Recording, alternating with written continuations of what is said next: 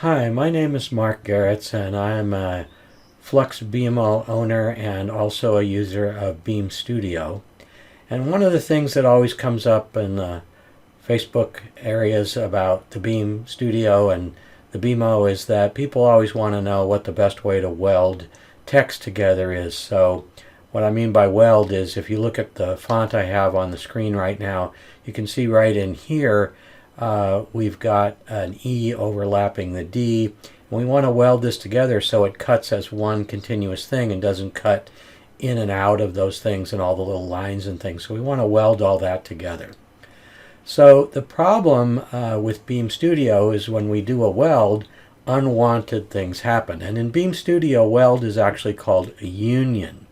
So when we have this text, in order to be able to manipulate these text items as paths instead of just text, the first thing we have to do is convert it to a path. So with my text selected, I'm going to come down here and click Convert to Path. All right, then I'm going to select everything one more time, and then I have to decompose it. All right, so what decomposing does is it breaks all of these curves into all their little separate parts. So the normal way we do a weld is we would select everything, and ideally we could just come over here and click the union icon. So my path manipulation icons, weld, subtract, intersect, all those things are here. I'm going to show you what happens if we click union, and it does what we want of welding the E to the D, but it also gets rid of the inner holes inside the characters, and that is something we don't want to do. So I'm going to do an undo, and we are going to do what is normally the way we handle this. Normally what we would do is we would select the E, and I need to select all the parts of the E, so that inner hole and the outer part of the E. Then I would come over here and click subtract, and that creates one object with that E that whole part of the E. So now if I were to weld it to the D, I'll show you what happens when I do that. If I weld it to the D or union it, it works for the E, but the D is messed up because it took away this part here. It would have taken this part away if I had selected that part too, but I didn't. So I'm going to do an edit undo to go back to where we were, and let's go ahead and process the D like we would normally. So ideally what you'd like to do is select everything in the D. Okay, so now I've got all the parts of the D selected, the inner holes and the outer part, and I'm going to subtract it, but oh look, I can't, because subtract isn't lit up. If I click it, nothing will happen, because Beam Studio doesn't know how to subtract two things from one thing at the time. So I would have to select this loop and the outer part and do a subtract, then select what I just made and the other hole and do another subtract in order to process the D. And I have to keep repeating that. I'd have to repeat that for the G because it's got two loops. So all of that means that there's a lot of steps to go through in order to finally get this whole thing to weld. So what I'm going to show you is my way that I've come up with to get around that. Okay, so I am going to unselect my D. And the first thing we do in the shortcut is we're going to go to our layers menu here, and I've already created another layer. If you don't have another layer, if you just see one layer here, go ahead and click this plus icon right here to select this other layer. Now this is a temporary layer. It doesn't matter what it is or what color it is or anything, just as long as it's there. And next what I'm going to do is select all of my inner holes. All right, so I'm going to come in here and I'm going to select that inner part of the E if I can. It's a little difficult to do with this magnification.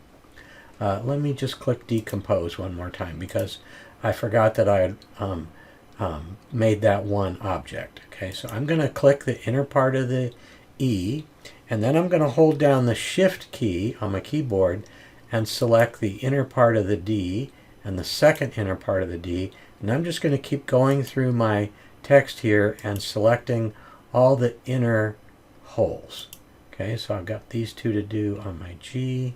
Okay, so now I've got them all selected, and you want to look here and make sure they're all that different layer color. And I'm going to come back to my layers menu, and I'm going to move all those elements to my layer that I just created, which is layer 2. So I'm going to say yes, I want to move them all. All right, so now I've got all of those on a separate layer. And what I'm going to do is hide that layer by clicking this little eyeball icon on layer 2. So now that layer isn't visible. It's hidden so I don't see it, but I also can't select it. I'm going to select my W and slide it over a little bit because I want that to merge into the E.